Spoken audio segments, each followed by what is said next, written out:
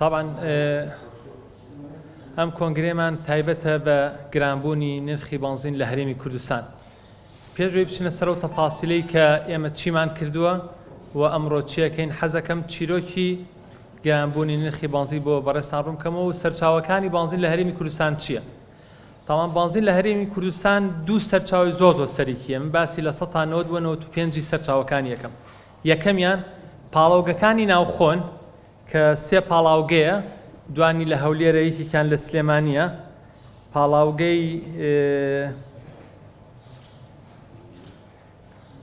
کار و بازیان و لاناس کە کار و لاناس لە هەولێرە و بازیان لە سلێمانیە، و هەروەها سەرچاوەیەکی تری بنزین هەیە کە بە نیشتەتێکی زۆر لە ئێرانەوە بنزین دێت بۆ هەرێمی کوردستان. تاوان لە هەندێک شوێنی ترەوەیەت، بەڵام لە 90 بۆ 95 لە ئێرانەوە چکە سەرەکەی ئەوان مناسبترە.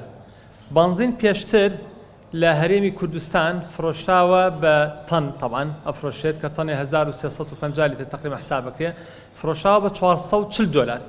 بۆیە بنزین لە بازاڕەکانە بە 500 دینار 550 دینار بووە. بەڵام ئێستا بڕیارە دەرکراوە کە تەنانەت پاڵاوگەکانی ناوخۆ کە ئەو دوو پاڵاوگەیە لە هەولێرە و دانەیەکیش لە سلێمانیە بنزینیان کردووە بە 640 دلار تەنی، کە تقریبا لیتری 710 دلارێکی لەسەر بەنزینخانەکان وانژی فرۆشنەوە بە 750 دینار. و بۆ معلوماتی جەنابتان، ئەم پاڵاوگانە دوانیان تەبعاً دانەیەکی سلێمانی دانەیەکی هەولێر کاتی خۆی لە دوای ڕووخانی ڕژێمی سەدامەوە دوو پاڵاوگە لەلایەن حکوومەتی عێراقیەوە هاتووە بۆ هەرێمی کوردستان، یەکێکیان دراوە بە ئیداری سلێمانی، یەکیان دراوە بە ئیداری هەولێر.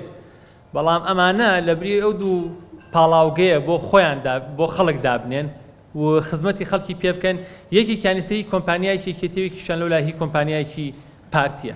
واتە ئێمە نەوتەکە نەوتی خۆمانە، پاڵاوگەکەش پاڵاوگەی خەڵکە لە هەدی حکوومەتی عێراقیە کە پیان دراوە، بەڵام ئێستا تەنێ بنزینە فرۆشن بە 640 دلار لە بری کە فەتێ لەم پێشتن هەفتێ لەم پێش 540 دلار بووە کە 440 دلار بووە.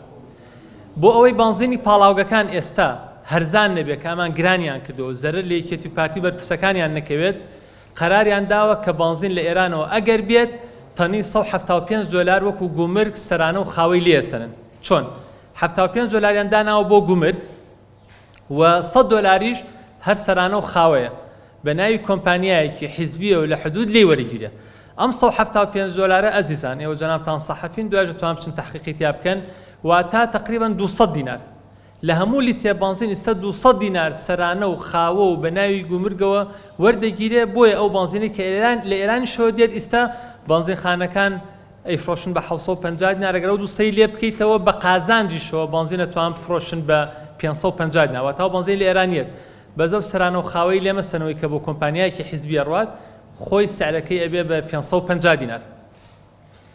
ئێمە بەڕاستی من وەکو خۆم بە شخصی و ئێمە وەکو نەوەی نوێ حەزکەمەوە جەنابتان لێرەوە ڤیدیۆشمان ئەمێنێتەوە بڵاوی ژێتەوە، تەحەدای بەرپرسانی هەرێمەکەم لەسەر دووشت تەحەدایانەکەین.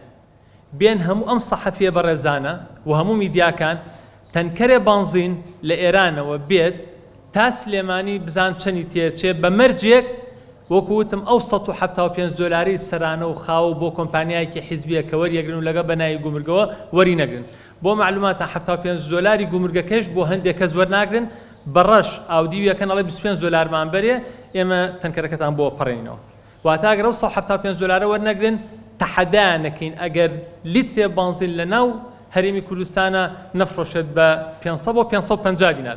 تەمان ڕاستە دلار شتێک گران بووە، بەڵام بۆ معلوماتی جەنابتان سعری دلار لە 120 تەسیری هەیە لەسەر بنزین. پێشتر 450 دینار کەوتووە، ئێستا ئەگەرەوە لە 120 بخەیتەوە سەر یعنی بە قازانجەوە تەبعاً 500 بۆ 540 دینارەکەوێت. ئێمە ئێستا تەمان چەند ڕۆژە خەریکین کە ئەمانەوێت بنزینخانەیەک لە سلێمانیا، یەک بنزینخانە وەکو نموزەجە و بنزینی کە هاتووە بیفرۆشین بیدەین بە خەڵک بۆی نموزەجەکەی پیشان بین. تەسەوورکەن چەند کەسێک برادرانی ئێمە لەگەڵ چەند بنزینخانەیە ڕێکەوتووە پەشیمانیان کردوونەتەوە.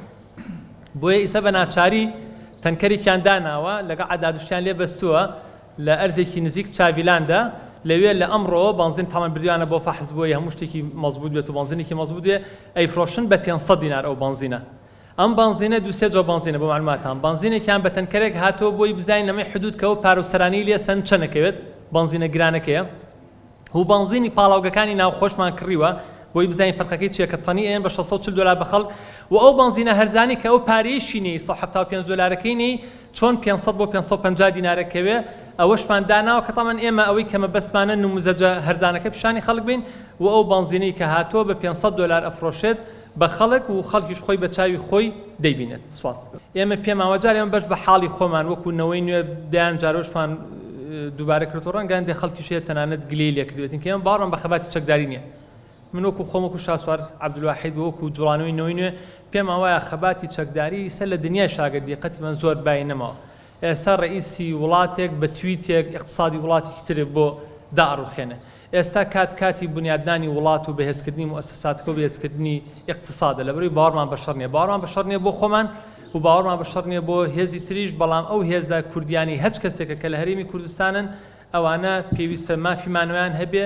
و بژین و کێشەکانی خۆشیان لە وڵاتی خۆیانە هەوڵ بدرێت بە ئاشتیانە چارەسەر کرد لە زمانی شاتەوانم پەیامە بۆ خودی دەوڵەتی تورکیا بۆ هەموو لایەکە کە ئەبێ کێشەی کورد لە هەر شوێنێ بە چارەسەر بکرێت جا تورکیا ئێرانە سووریایە عێراقە لەبەرەوەی تاریخ دەری خستووە بە شەڕ ناتوانانی هیچ میلەتێ لە ناوبەری و لە ئەخیرا شەڕ ماڵوێرانی تیا ئەبێت و کەسیش ناگاتەنێت و لە ئەخیر شابێ هەمومان لەسەر مێزی گفتوگۆ دابنیشین